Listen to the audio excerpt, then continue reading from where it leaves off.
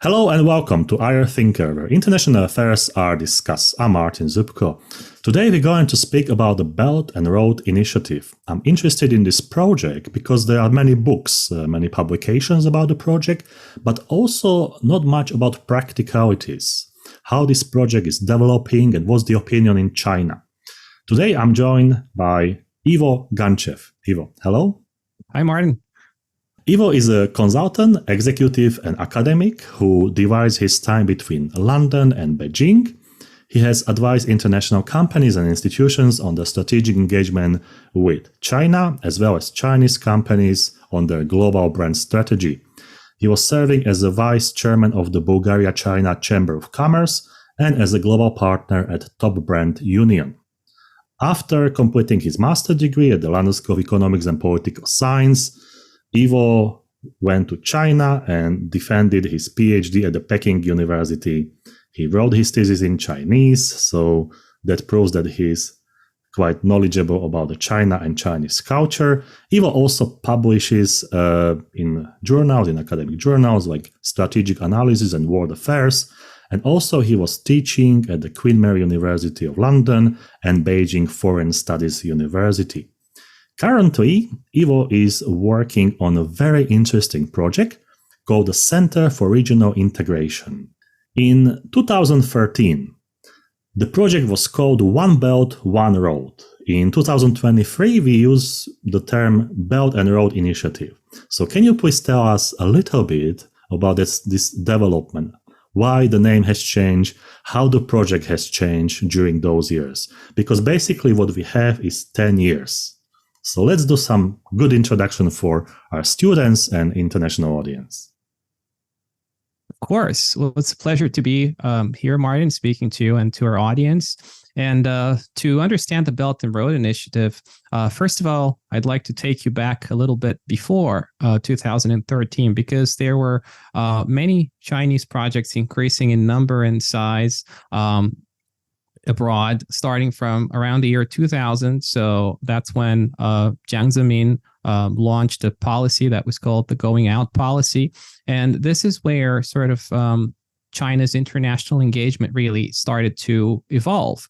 As far as I've figured out, later the name got changed because the idea of One Belt, One Road sounded perhaps a little bit too scary to some of the partners, or a little bit too ambitious, or some would say imperialistic. But the way that this came about was looking back at sort of the going out era.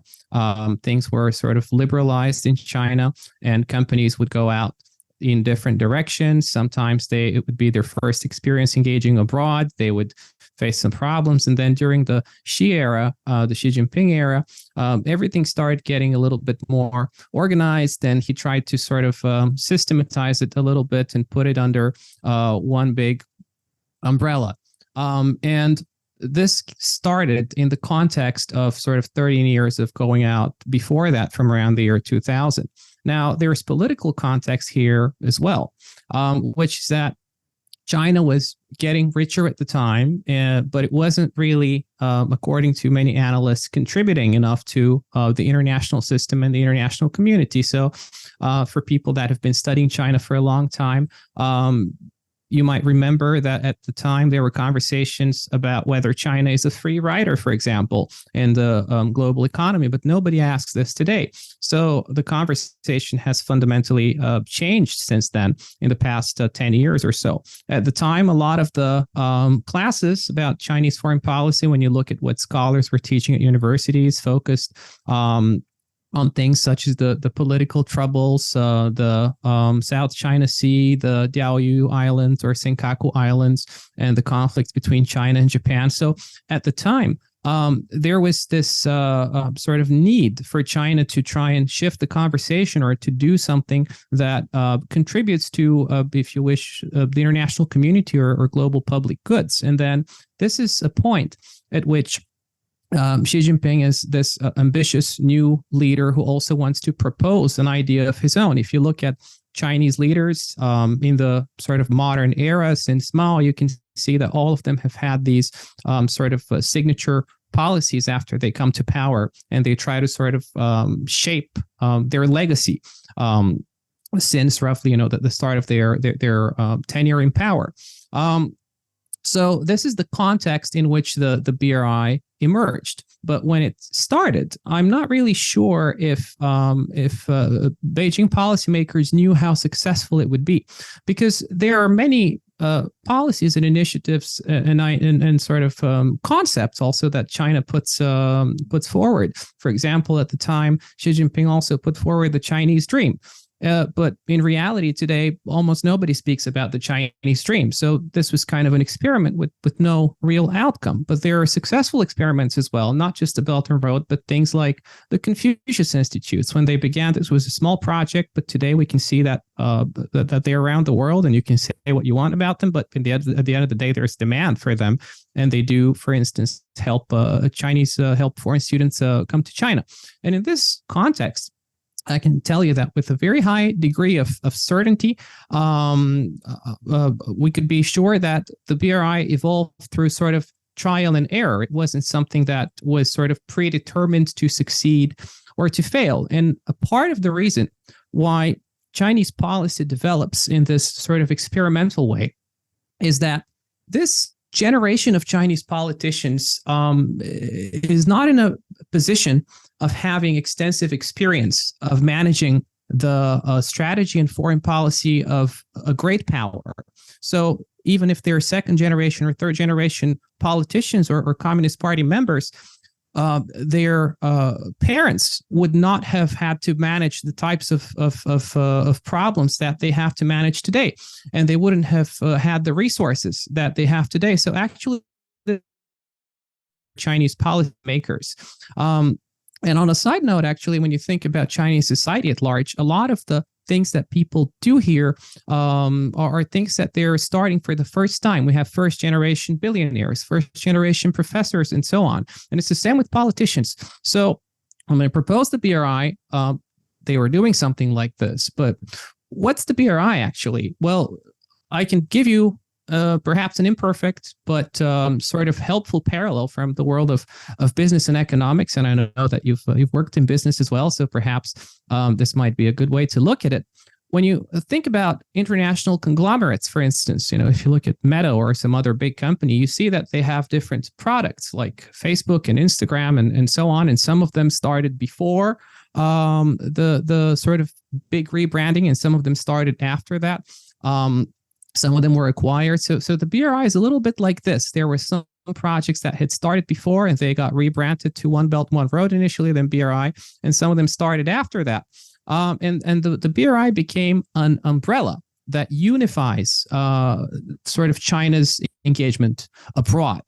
But what about its aims? Well, the BRI has officially 5 goals according to the way that China has defined them: policy coordination, facilitating connectivity, facilitating trade, financial integration, and sort of people-to-people bonds or exchanges. And recently, they've also, since around 2017, started to put an emphasis on green development and greening the economy.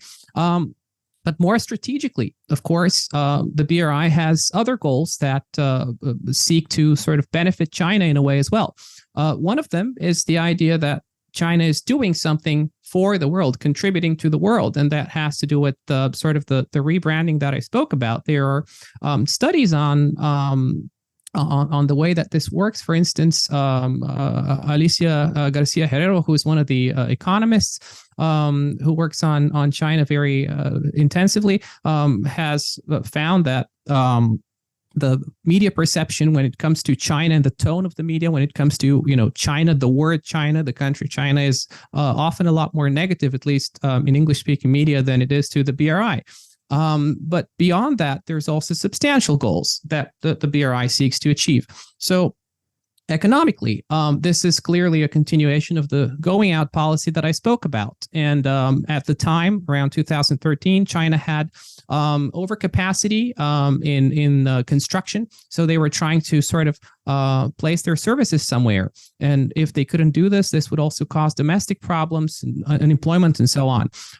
Then there's the domestic sort of economic aim of stimulating Chinese companies to go abroad. Very often in China, whether you study China or you work in China, you're going to see that the government directs large trends. So when the government says something, a lot of companies sort of tend to try and follow along this trend. And that's the way that they seek to develop and find new opportunities. And also you have the idea that you want to sort of keep up Chinese economic growth as well. But beyond the economy, there's also political aims. So the fact that a lot of the BRI has to do with the developing world, this is a part of the world where China wants to sort of strategically engage with. The idea that China wants to position itself as one of the great powers, one of the leading countries, potentially to rival the U.S. as well, as it's happened in the past few years. There's also a domestic political aim, the idea that you want to show to Chinese people that China is capable, it's coming onto the world stage.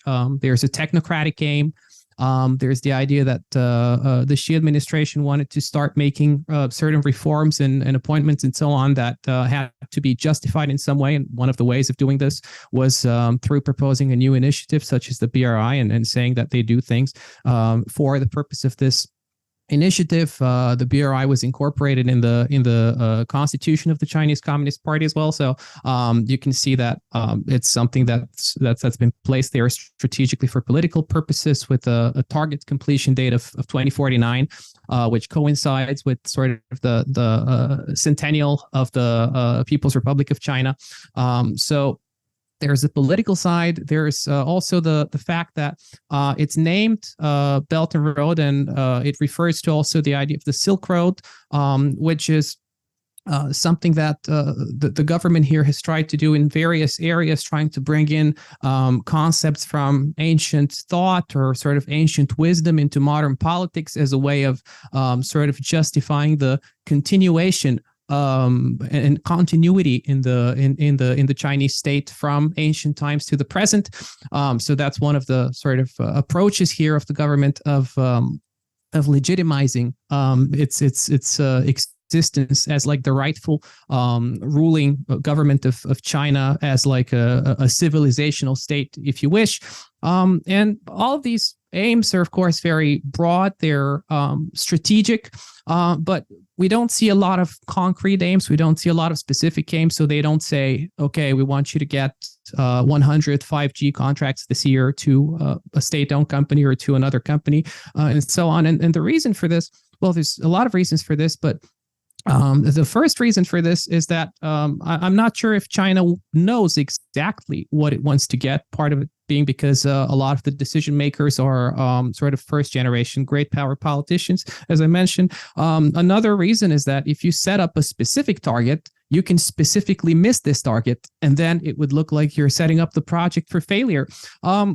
So there's a lot of reasons for this. And I hear, for instance, American strategists who are very sort of concerned about the aims of China and the BRI, and perhaps rightly so from their perspective. But when they say that they can't pinpoint the aims or the intended outcomes or the strategic sort of considerations of Beijing, sometimes a part of it is that they're not defined very concretely.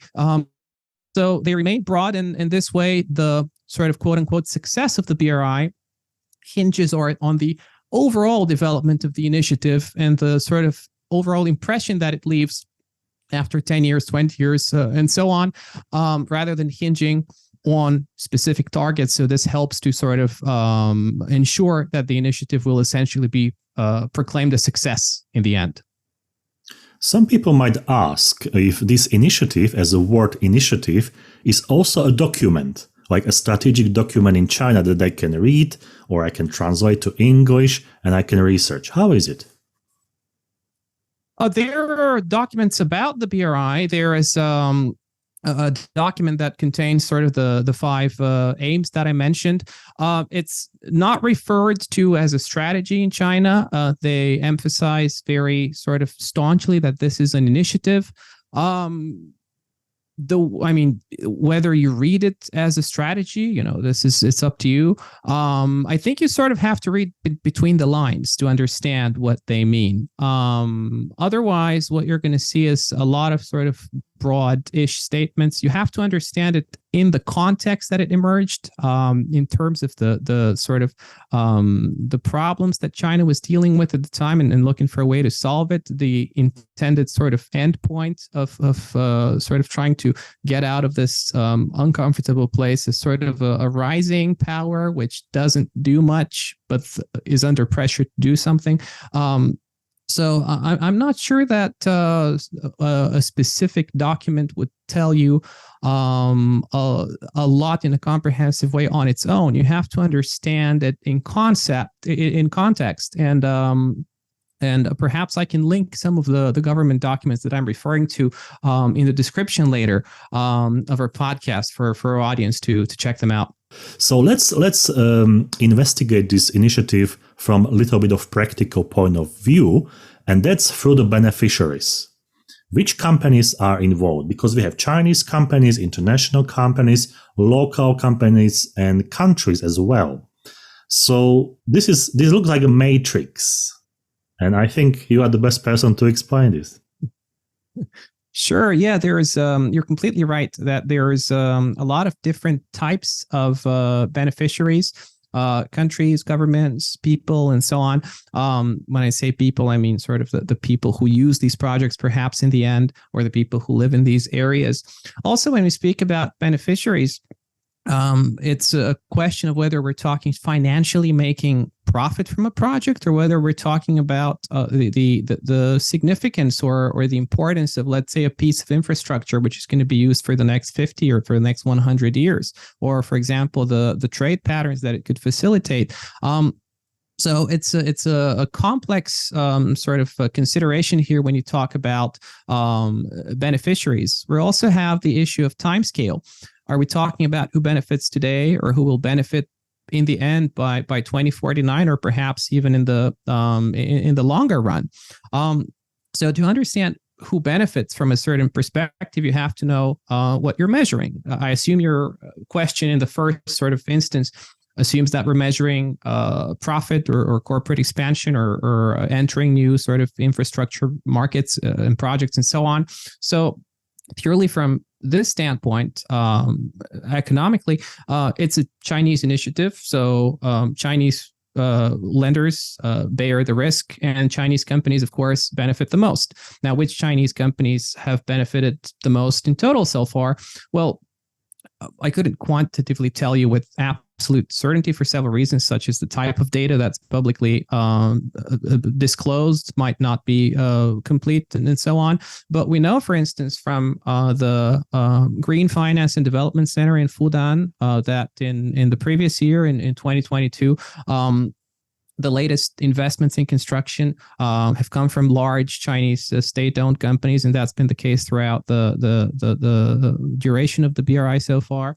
So we had Power China last year accounting for about 22% of the projects, China Railway Engineering and China Energy Engineering accounting for about 10% each, a group of other SOEs such as China Communications Construction and Sinopec accounting for between 5 and 10%. So basically, you can see sort of what are the type of companies that end up doing these projects, and hopefully in the end, getting profit out of them financially.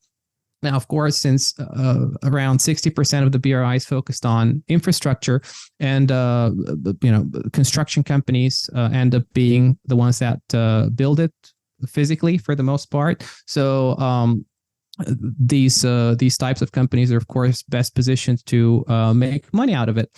But over time, the opportunity to sort of bid for projects have become more open to private companies and to international companies. It's not always clear how exactly to do that.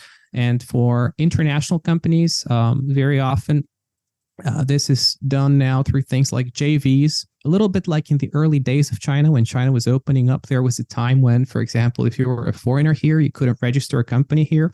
And now if you're sort of doing a BRI project, if you're an international company, I can't quite imagine how you would do the project on your own. This would be a Chinese company still doing at least 51% of the projects, and your international company doing like the other 49 or a smaller share of the project. There are also companies that are sort of subcontractors, so they're contracted to do things like making sure that the project is environmentally sustainable, or that it's it doesn't have a negative impact on the community, and so on. So these could be external contractors. There are companies that have managed to get, I think, as the largest one that I've seen is sort of a 49% stake of a project. For instance, in Malaysia, for one of the railway projects, there's a private Malaysian company that has got 49%. That we can also link as a case later in the description. Some large companies have sought to benefit sort of more strategically from the Belt and Roads through proclaiming that they supported and signing a lot of MOUs with Chinese partner companies and hoping that later something's going to come out of it. So Siemens, for instance, has done that. I don't know exactly how much they've benefited in the end, but I've seen their sort of publicity about it and trying to do it clearly for a financial purpose. Other smaller companies have found their own ways of benefiting sometimes. So, for instance, there's a Finnish logistics company called Nurminen Logistics. They're a listed company, but I still refer to them as a small company because, you know, they're not Siemens or they're not a Chinese construction company. So I still sort of classify them on the smaller end. And the way that they essentially make money out of it is they offer services to transport goods via the train, the freight train line between Europe and China. The lines rather than the line, because there's many of them. The caveat here is always that the international companies, of course, don't tend to benefit as much as the Chinese companies, at least so far. But I think that the projects will become more open to international players, and a part of it is not just to sort of make the BRI, benefit more types of actors, but because the Chinese state wants to make Chinese companies and especially SOEs engage more with international partners, learn from them, interact with them, establish themselves on the global market, and so on. A part of the reason why European and Western companies were invited into China initially in the noughties, 2004, 6, 7, and so on, even before the Olympics and before the global financial crisis, was because through these partnerships, the idea was to learn from the Europeans. I've taught several cases, for instance, in one of my international negotiation classes before, that have to do with explaining what were the Chinese considerations at the time. Very often they were not financial. There are cases of companies such as Lafarge, a cement company at the time, that would wanted to acquire to acquire a stake in a company in Yunnan from the Yunnan government at the time.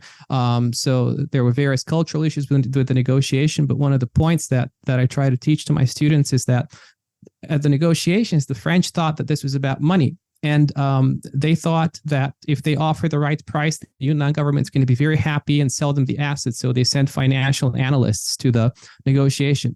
The Yunnan government sent high-level, government representatives and the governor of the province and so on. So what happened was there was a mismatch of expectations. The Europeans thought we're here to make a transaction, and the Chinese thought we're here to make a long-term partnership and learn from you.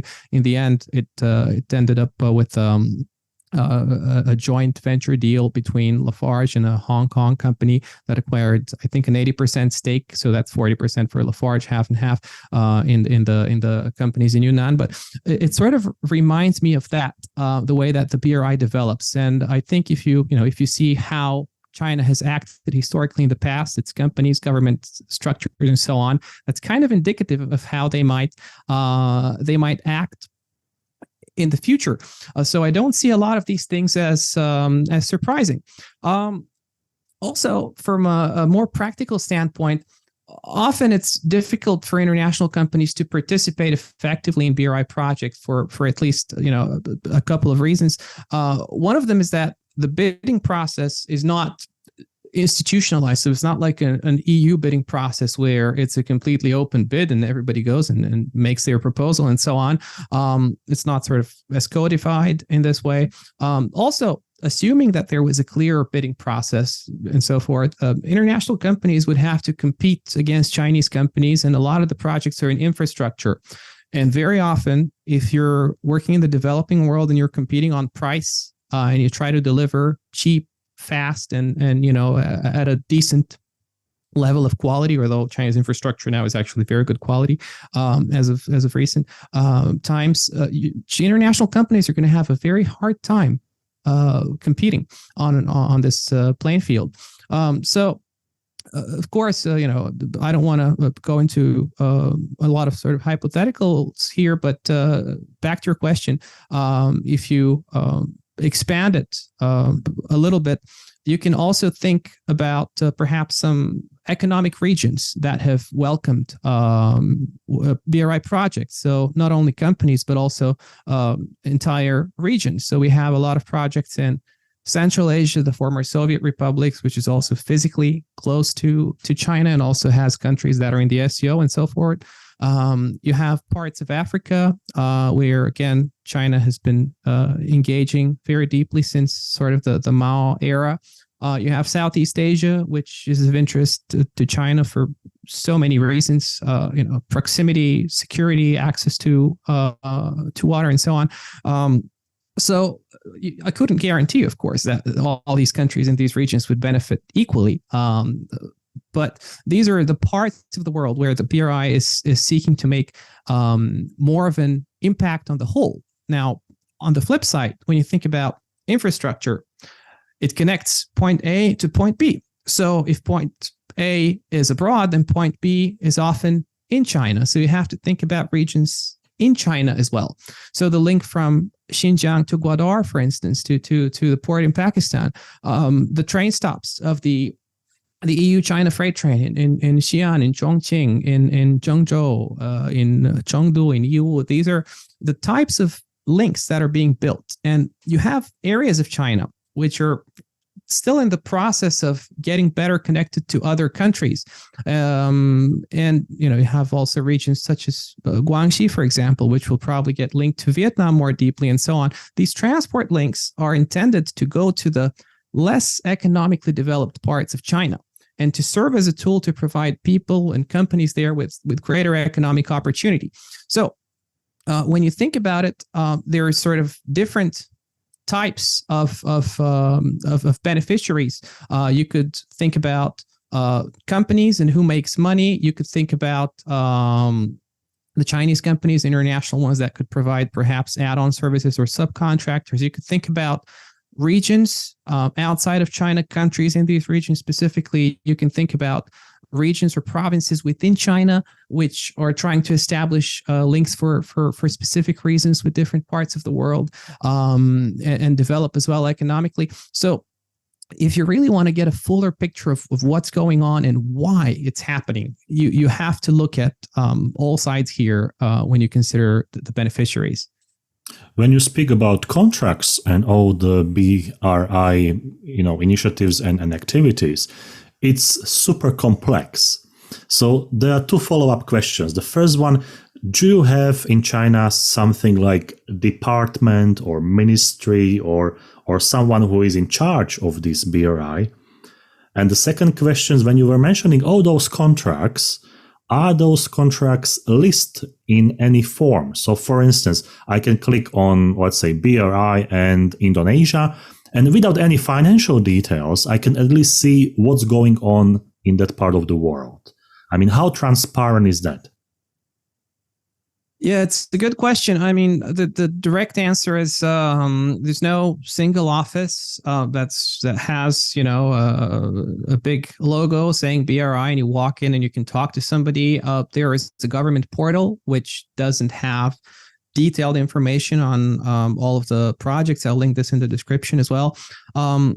It's sort of a network of different actors that end up taking decisions related to the BRI and the BRI projects. This has, of course, plenty of implications, this diversification of actors and this decentralization in a way, which it might sound a little confusing, or even sort of it might not make sense initially that a centralized strategy is often decentralized, but the way that operational decisions are made often have to pass through a network of institutions. And there are various reasons for this. One of this is that, well, you really cannot quite coordinate it administratively. So it's so complex that you would have to engage with different departments. And if you just make everybody follow on a decision immediately without sort of their input into it, you're going to risk a lot of big blunders because there's a lot of things that you could easily overlook. Another implication is that companies cannot really go and learn about all of the projects that they can participate in. Often they have to make their own personal connections with somebody in China and talk to them about potential opportunities, or if they're big companies, perhaps they have an office here and so on. It's very complex if you're a small company, because then you don't have the resources to sort of dedicate to these types of things. As to why there's no database with these types of projects officially, perhaps it's not to give potential ammunition to critics of China, or perhaps it could be for other reasons as well.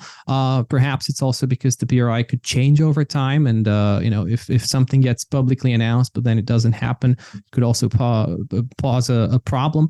There are scholars that have tried to study the different types of actors. There's a good article by Minier from Boston University, who's tried to divide the actors into different groups. So you have, according to her framework, you have political leadership, you have bureaucracy, you also have sort of the economic arms of the state, and she sort of tries to account for their motivations and so forth. So, there are people who have tried to do this work sort of in a more systematic manner. If you engage with the BRI on a practical level, then you don't care about the conceptual definition so much. You care about specific actors. So at the very, very top, you have the State Council. The State Council oversees all of the ministries and special commissions in China, a very high-level political body. It also establishes sort of the general blueprint for outward investments coming from China, especially things like large overseas investments of over $2 billion. They must be approved by the State Council. So this is sort of the highest level of regulation here. But of course, you'll never interact with them. They're just sort of trying to manage everything in terms of a general vision. You have a lot of other bodies. You have the central bank, the People's Bank of China. You have ministries such as the Ministry of Commerce, which has to approve certain FDI projects. You have the Ministry of Finance, which allocates funding sometimes as well. You have the National Development and Reform Commission, the NDRC, which is probably the body that's closest to what you might be looking for. It develops OFDI goals and policies, formulate sort of medium and to long-term plans related to China's going out strategy in general. That's been it's been like that since way before the Belt and Road. So perhaps this is the closest to what you're asking for, but it's by no means an institution that just proposes projects and then people end up following up on them. I've had the opportunity to talk to a lot of people that work, for instance, for the big SOEs here. Some of the projects that have been proposed in the past as a part of the Belt and Road were just proposed by the company, because the SOEs here in construction, they have sort of branches and branches, probably a bit of an exaggeration, but they have offices in different countries. They have staff that is sort of stationed there on rotations, so they get to sort of interact with people there on a daily basis, and they could talk talk to local actors, and if they get to a point where they talk to somebody in local government, then they could, get a question from them and take it from there and see if that can turn into a project. So the SOEs, of course, play a big part in sort of pushing forward projects, because they're ultimately the ones that end up doing them. At the executive level, you have the Ministry of Foreign Affairs. It has, of course, a limited role, but more on the diplomatic side of things. You have sort of other regulatory commissions, agencies, and so on that might deal with insurance or other things. Administration of foreign exchange, for instance, would also be relevant. It's complex, but the point here is that all of these actors are engaged in the process, and these are bureaucratic structures. And if our audience has ever worked with bureaucratic structures, which I'm sure a lot of them have, then they know that these bodies have their own sort of realms of regulation, and who's responsible for what, and you don't want to trample on their territory too much, because that can create, for instance, internal friction between different agencies or ministries and banks and so on. So what happens in the end is that you end up with this sort of complex network of actors. Now, when you ask about the projects, you're asking about sort of whether you can find a list of the projects, and this is something that that a lot of usually Western institutions try to do. They try to monitor projects that China does or that are part of the BRI. There is a project called Reconnecting Asia, if I remember the name correctly, which is done by one of the American think tanks. Oftentimes, the highest quality of sort of mapping projects or financial data still comes from U.S. institutions. I can tell you from experience, there's a lot of people in Beijing who are studying the BRI, Chinese scholars who still refer to the U.S. think tanks for data, just because they map it so nicely and so neatly, and it's interactive, and it's sometimes even animated and so on. So there are organizations like that try to map projects. There are others as well, but generally it's these types of databases that are most user friendly, and that would be something students or anybody else interested in sort of getting an overall picture can refer to. Let's go to a very simple question, and that's the funds.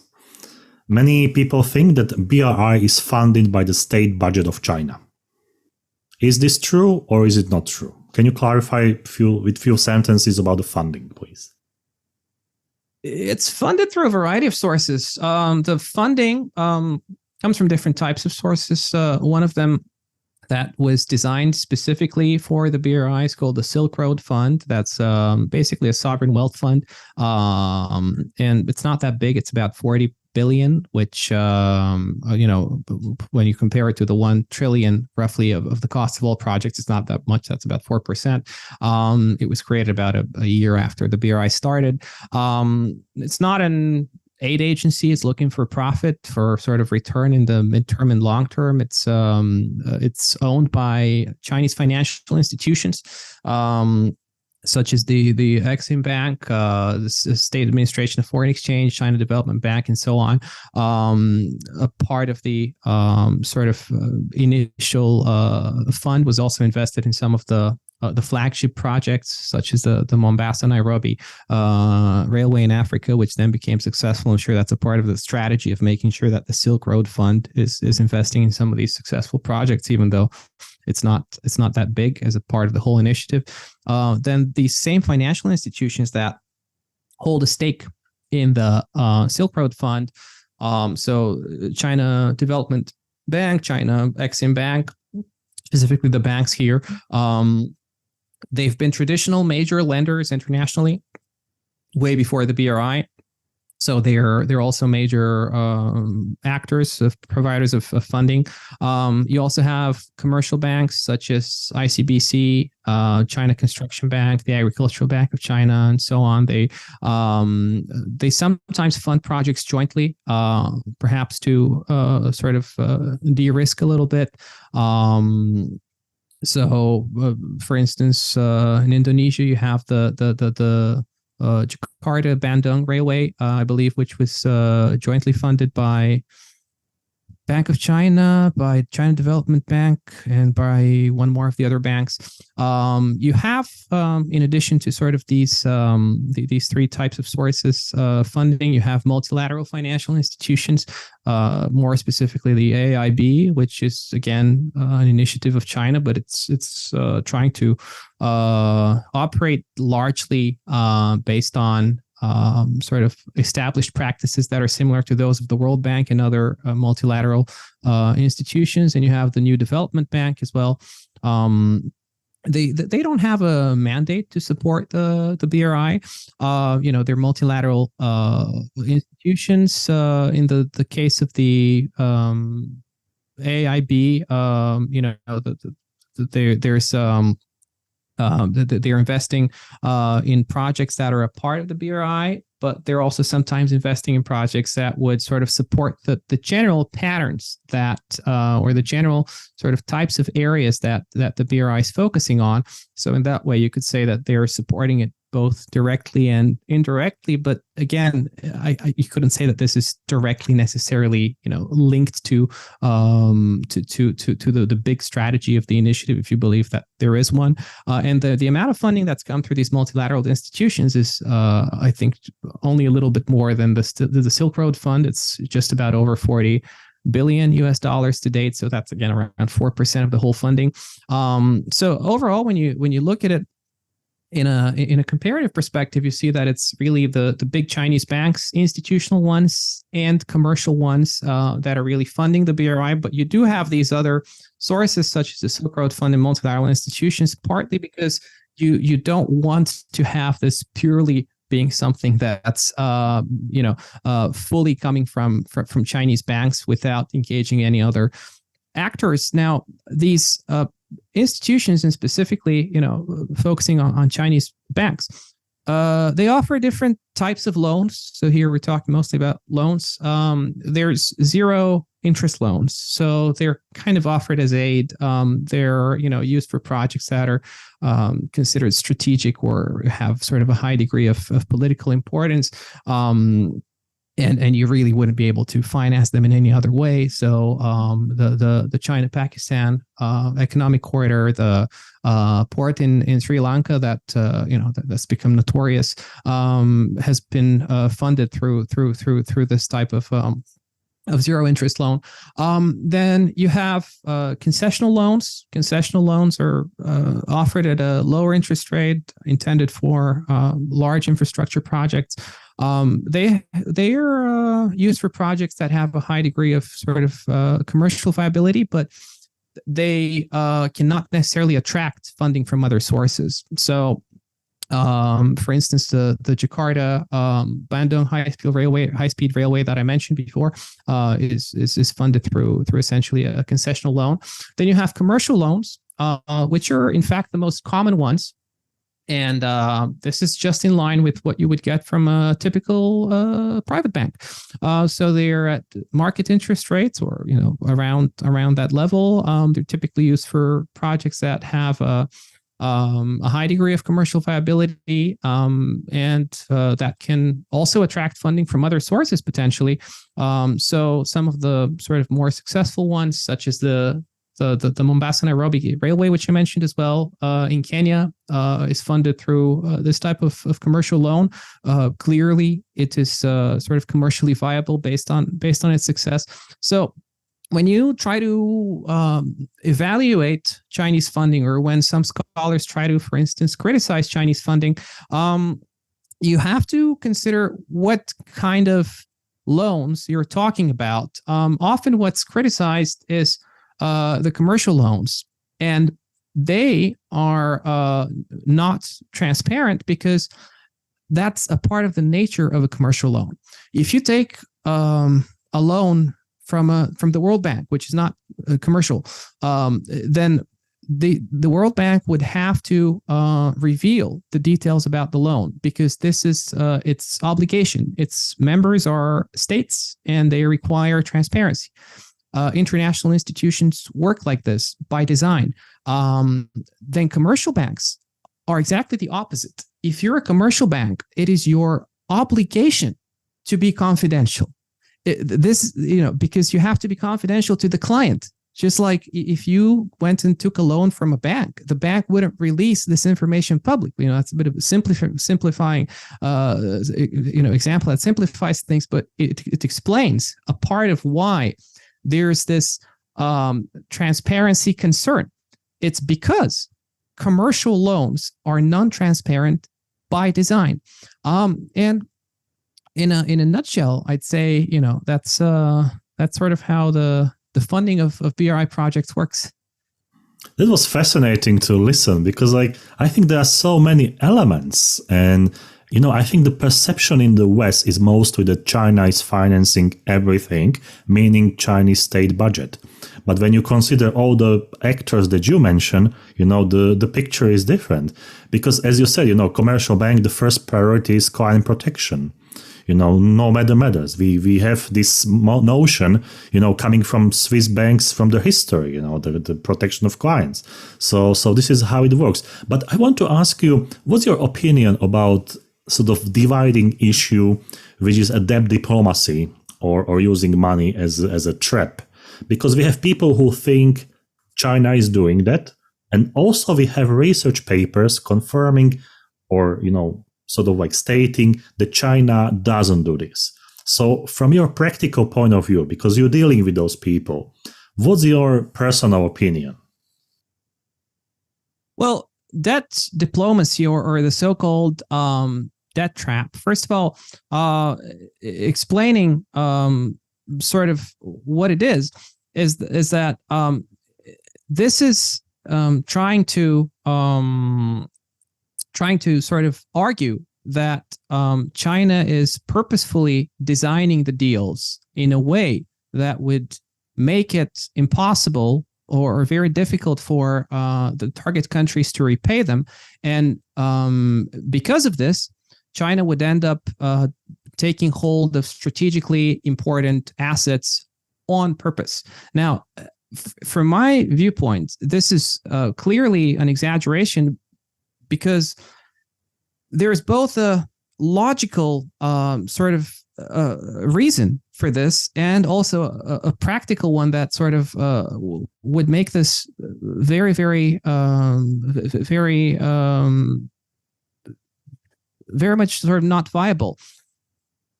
Now, if you believe that China has a master plan to get everyone in debt and dozens of countries are falling for it, first of all, you're assuming that the governments of these countries are either systematically incompetent, we're talking about dozens of countries, or they're deeply corrupt. And this is happening on sort of a global scale over a long period of time. If you assume that, first of all, this is a bit of an insult to a lot of the governments around the world. This also can't be China's approach because it would cost so much on a global scale that it would require massive coordination between departments and ministries to allow that. And also, it would require all of them to essentially agree with blundering these tremendous amounts of money. Plus, as far as I'm aware, from a practical perspective, in the majority of cases, there are no major repayment issues, really. So there's a lot of reasons why I think the argument China is systematically pursuing this type of policy can't really stand. But having said that, we know that there are some problematic cases. There are usually standalone cases like the port in Sri Lanka. So what should we make of this? Well, if any lending institution is working with developing countries, first of all, you know that at some point you're going to run into repayment problems. So that tells you a few things. It tells you, first of all, that it would be good for the countries that take loans, both from China and from other institutions, to make sure that they spend a good amount of time negotiating the repayment conditions and clauses that relate to defaults, bankruptcy, potential for renegotiation, and so on. Because if there is any deal of lending money from a bank or even from another entity to somebody else, generally, 99.9% of the time, the conditions are going to favor the lender because the lender is giving you the money in advance. So in this way, the conditions are there to protect the lender. It's your job to try and negotiate them down or to think, well, can I really accept this? And then the second thing is that these countries should also make sure that the projects they're planning for are, at least to a considerable extent, viable, either commercially or strategically, or as some kind of an investment. And if they're not, there's many things you can do. You don't have to cancel the project. You can scale it down, for instance. Or if you're building a railway, you don't have to build a high-speed railway. You can build a railway that goes up to 160 kilometers per hour instead of 300 kilometers per hour. And on that point, what I think is that if anyone wants to do something meaningful about this potential issue, whether you want to criticize, China or practices of sort of debt that's not serviceable, or whether you want to help off, whether you're a policymaker and so on, what you want to do is you want to actually make a more practical and careful argument or recommendation rather than simply declaring the whole initiative of the Belt and Road unviable. So there's a distinction here that should be made between sort of a debt trap or a debt diplomacy and individual cases on their own. Right. There is a byproduct question that I'm just thinking about now. Is there BRI investment banking as a subject at Chinese universities? Because, it's so complex and you need people who can do actually the job. So just, have you ever heard about BRI investment banker in China? It's a good question. Not really. Also in terms of, so let's say the AIB, I've, it's not exactly BRI, but, it's a recent investment sort of multilateral development institution here. The people that they recruit, I visited the AIB multiple times, and I know people there. The people that they recruit are usually people that have some experience in government agencies or that come from sort of the background of management consultancy or investment banking in some other area and so forth. And the sort of entry bar in terms of age is usually quite high. So you see sort of maybe the most junior people in the institution still being around, their late 20s, around 30 years old and so on. So this means the more senior people, because you need this time to sort of develop in terms of your seniority. The more senior people are just much older. And one of the ways that this works is simply getting people that are more experienced to do this job. Similarly, in general, in big companies in China, growth, personal growth, professional growth is slow in the system.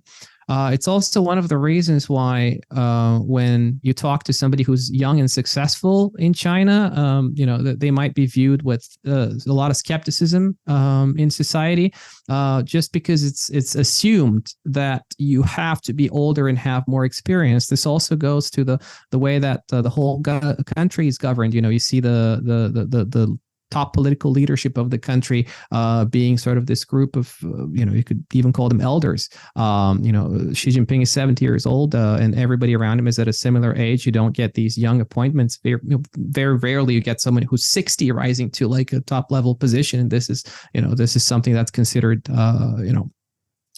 is considered a rare case and so on.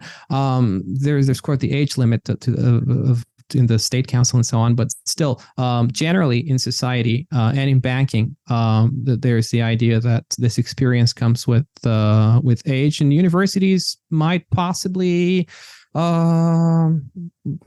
think about something like this, but I think it would be very niche, and I also think that it wouldn't be recognized as making you capable of doing this job. The way that university, that's a different conversation, but the way that we'll just make a point and stop here. But the way that university is understood in China is that university is a bridge between you being essentially a child and you being an adult, and it will help you adapt to society. This is the purpose of, if you talk to somebody in China who's, kind of reasonably educated and it's an average, person on the street, and you ask them, what does the university do?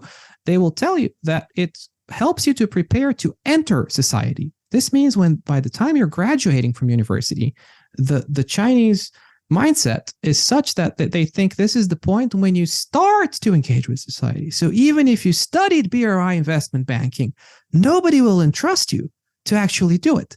You will be maybe, an intern and then a very junior analyst for the first few years of your career, and then become maybe an analyst or something like that for the next few years. And then by the time you're 30, maybe you're going to be one of these junior professionals at the AIB or something. But that's kind of how it works. Understood. Ivo, the next question, I would like to touch on geopolitics a little bit, because we had COVID, we now having war in Ukraine, we have the Africa problem with the Sahel region, and many things going on in the world. How immune is BRI projects in terms of geopolitical shifts? Well, how immune is it to geopolitical shifts is difficult to say. I mean, it's the BRI. The BRI influences geopolitics in many ways, and it's also shaped by geopolitics itself. First of all, the very fact that this is the centerpiece of our conversation, and you see the BRI as sort of the centerpiece of the media narrative and sort of journalistic interest when it comes to China in the West, shows you the geopolitical impact of the BRI. It could potentially have or receive all kinds of impacts. When you talk about infrastructure, first of all, which is the core element of the BRI, you have to think about the fundamentals of international relations or international politics, which is war and peace. Infrastructure can prevent wars or sort of cause states not to consider them because of interdependence. It can also be used as a tool during wars to launch attacks. This is, of course, not directly relevant perhaps today, but it's something that will, in the long term, reshape the BRI, or the BRI itself could be reshaped by conflicts that happen in certain places. They could destroy the infrastructure. It could be a target as well. There's also effects of the international system on the BRI, and from the BRI to the international system. The way that the BRI is positioned, I think, tells you a lot about what considerations shaped it and what it wants to do in international relations. So a lot of the pillars of the BRI are things like, for instance, solidarity with developing countries, which is in a way reminiscent to the Bandung Conference and sort of the old discourse of Maoist China and the developing world. There is clearly a preference for deepening trade and for maintaining, trade patterns, because this is a force sort of against deglobalization and populist narratives, and it's something that could benefit China, and two, it's something that sort of China really relies on this sort of this flow of trade. If trade stops, China would be a huge loser in today's world. The BRI also effectively tries to facilitate a more multipolar world, because if you're trying to help all of these different regions, Southeast Asia and Africa and so on with infrastructure, you're essentially giving them the tools to dig themselves out of the situation that they're in. So all of this, first of all, is not happening only because of what China is doing. China has decided to put this forward right now because these things are also a trend of our time.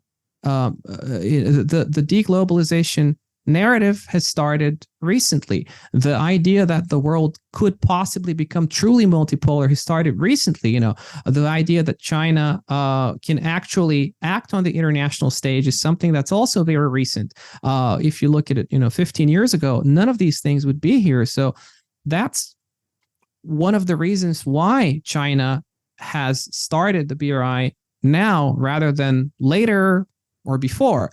And that's also the reason why it's been in many ways welcome. There has been demand for the services that the BRI projects provide. Otherwise, we wouldn't be talking about it. And a part of it has to do with this with this timing. So it's a matter of doing the right thing at the right time and positioning your interests in the whole picture. At the in the older times when Deng Xiaoping advised China to hide and bide, it's not because he genuinely believed that China should forever hide and bide because that's the best strategy. It's because he thought, well, this is the right thing to do at the time. So I think that's a way that the BRI should be sort of understood as well. Now is the right time to come out. Now is the right time for us to be more accepted, for the world to sort of develop in this particular direction. And we're going to just try and ride the wave of this historical development and try to assume a more central role in it. So I think that's sort of how it's positioned if you think of it historically in a broader context. Continuing with the geopolitics, there are some initiatives that are similar. For instance, the European Union Global Gateway. Is this even comparable with BRI? What do you think? Well, first of all, the Global Gateway is something that I think we also have to understand in context.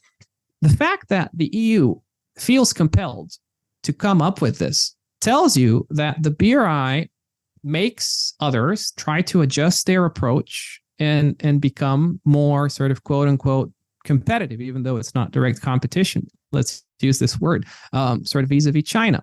But the EU is actually very late to the game, I think, in this instance. When you look at the context of the global gateway vis-a-vis the BRI, one of the regions you want to look at is Africa, because that's actually where about half of the funding of the global gateway is supposed to be going. This is a region where a lot of the infrastructure that's there was actually developed during colonial times and maybe in the early post-war years, and the West infrastructure there, partly because didn't have a lot of interest in that for practical reasons.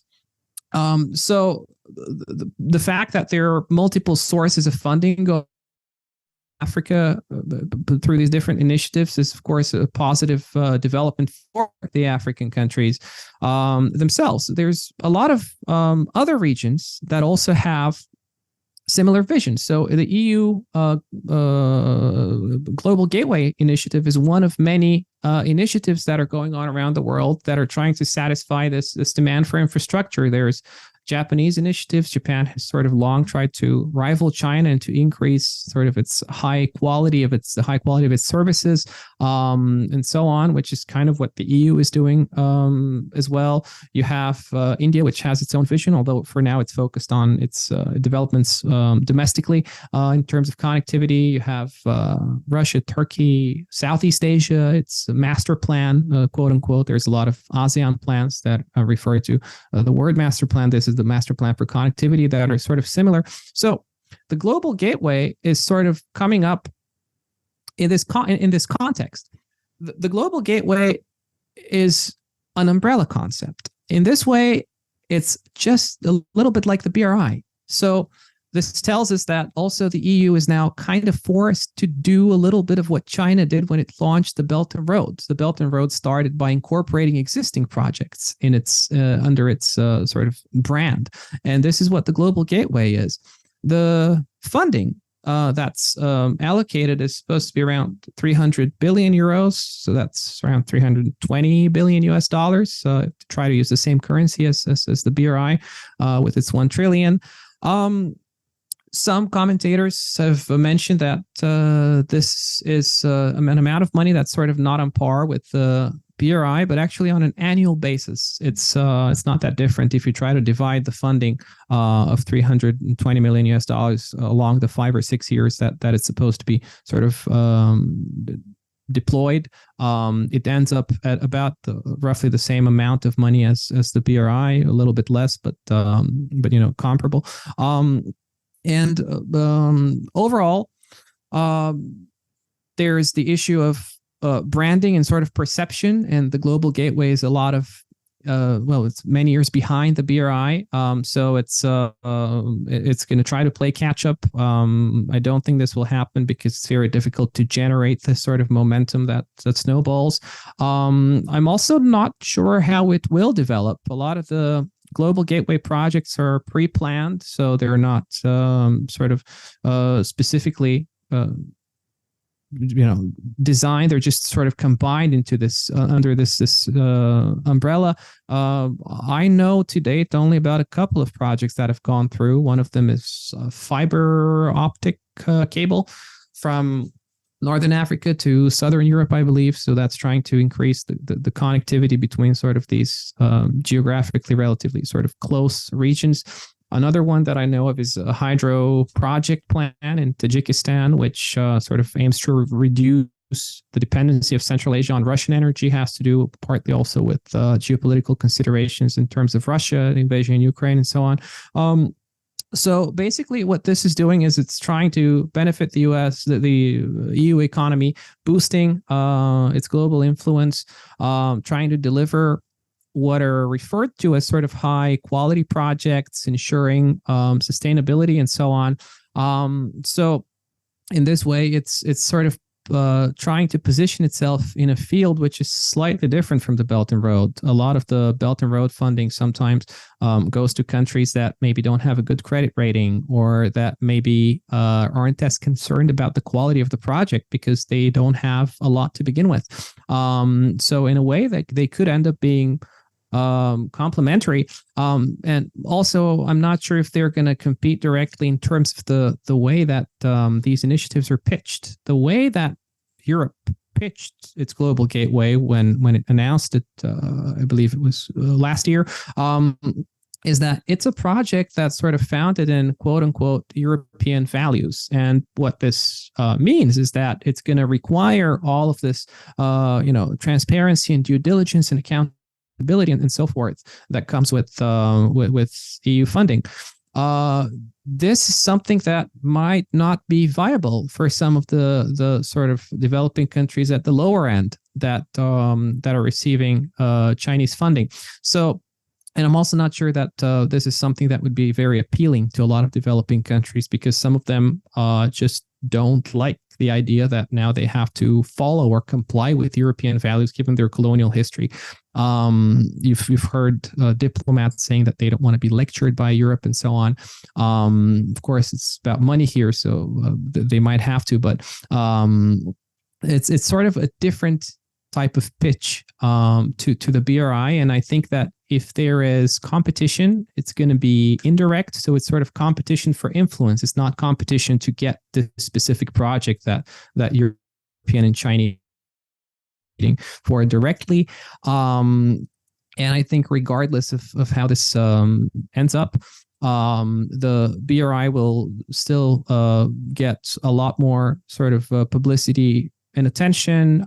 Europe will still remain an important partner of African countries, especially, but also a largest donor to Africa as well. So I don't think that things will change so much. But it's good that Europe has started to think about this more strategically, because the fact that they're just so much behind is something that they should really start to get concerned about in terms of global influence. There is one geopolitical question coming from our students, and it's basically about three things: BRICS, Shanghai Cooperation Organization and Belt and Road Initiative. And students would like to know if China has one project which is strategic, so it's focusing on it, or China is diversifying resources into all three projects. These are three very different things. They have features in common, so they support the same type of idea of, for instance, a more multilateral world.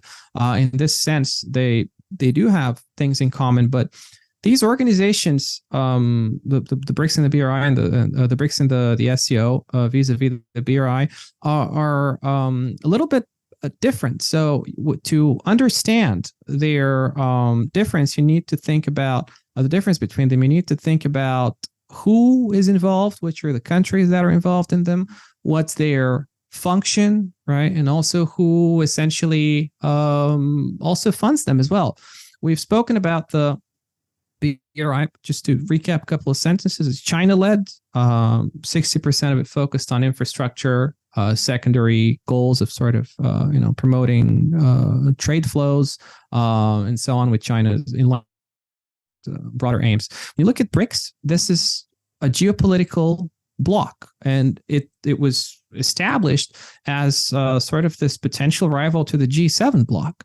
So this is group of countries vis-a-vis another group of countries, and what they're trying to do is they're trying to set up the new they've set up the new development bank, but they're trying to develop it further. So that's a multilateral lending institution, which is sort of a central part of the financial aspect, whereas in the BRI, the AIIB and the NDB are sort of on the sidelines.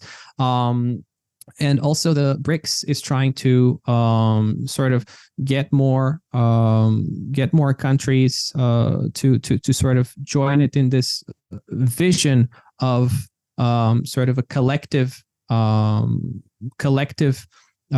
mechanism of developing together and establishing this sort of joint alternative to the Western-led order that exists today. Whereas the BRI, whatever you do with it, however you transform it, it will remain China-led. With the SCO, the scope is regional. This is the biggest regional organization in the world. It's not global. It's basically Central Asia expanding towards Asia. Historically, it's focused on security cooperation. So this is, again, different from the other two. Yes, there are dialogues about certain initiatives in terms of the economy and so on.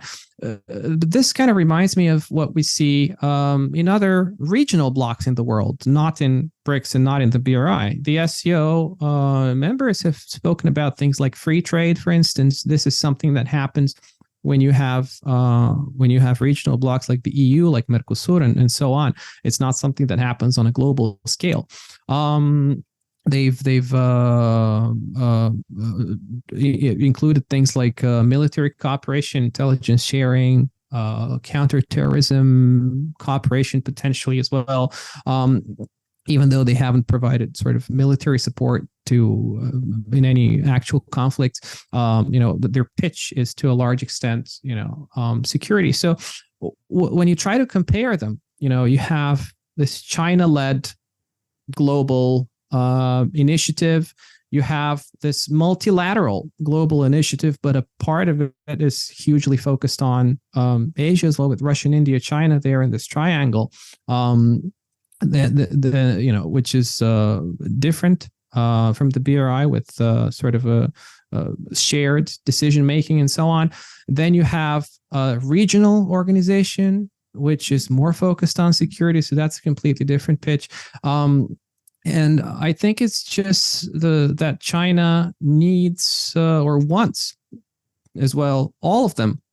The idea of the BRI is that this is China's contribution to the world. The idea of the BRICS is that China and all of these rising powers now want a seat at the table of sort of global order and sort of big decisions in international politics. The idea of the SCO is regional.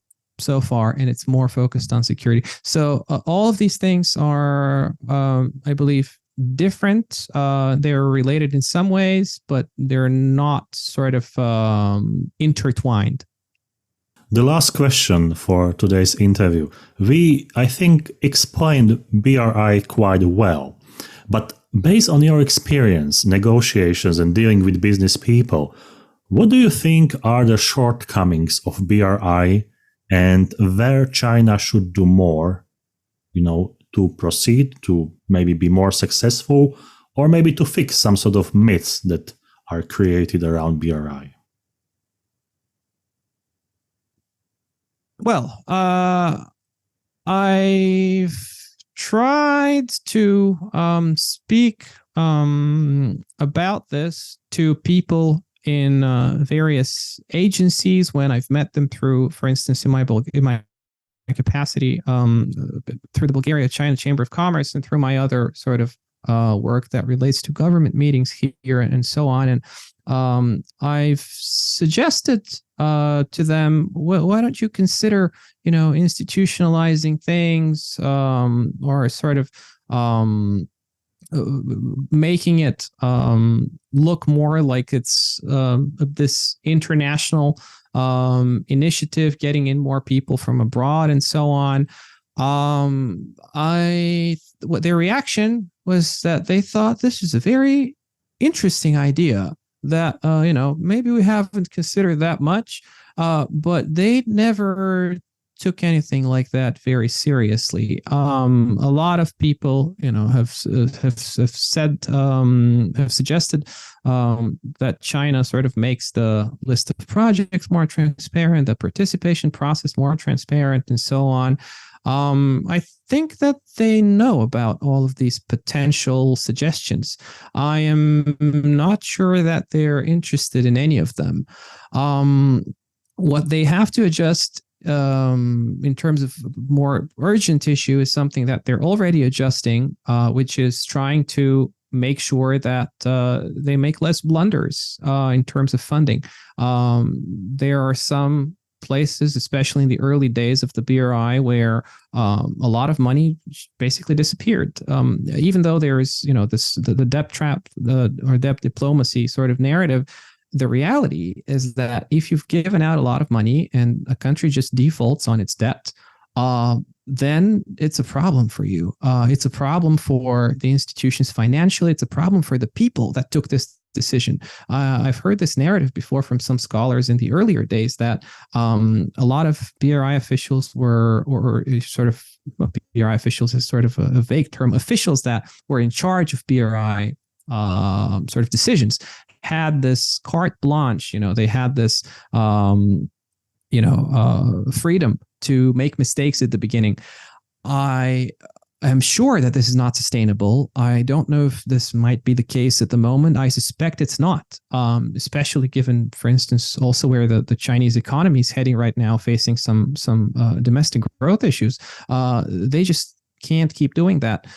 So effectively, they just have to make sure that that the projects that are financed are much more, or so sort of a larger part of them is commercially viable, and that it's sort of serviceable debt. In terms of the way that sort of the BRI is presented internationally, I think that at least things like the actors that are engaged with some of the decision making could be made a little more transparent. There's little potential harm in that because we kind of know who they are at this moment, but that this could be, I guess, mapped out a little bit to at least show what might be going on potentially when it comes to decision making, or some of the processes, some of the criteria for these projects could be at least listed in some vague language. I'm sure that they wouldn't list them specifically, but they could at least try to do that. but generally, again, I think that what they've done is something that has been done the way that they want to do it. It's not something that they would substantially change. Ivo, thank you very much for your time, for your insightful thoughts and commentaries about the BRI. I think we covered, fantastic portion of BRI in terms of practical implications, but also geopolitics, banking, and political implications in regions. So again, thank you very much. I wish you good luck with your research, with your activities in international politics, international relations, and business. And again, thanks for sharing your insights with us. It was a pleasure to be on the show. Thanks, Martin. See you next time.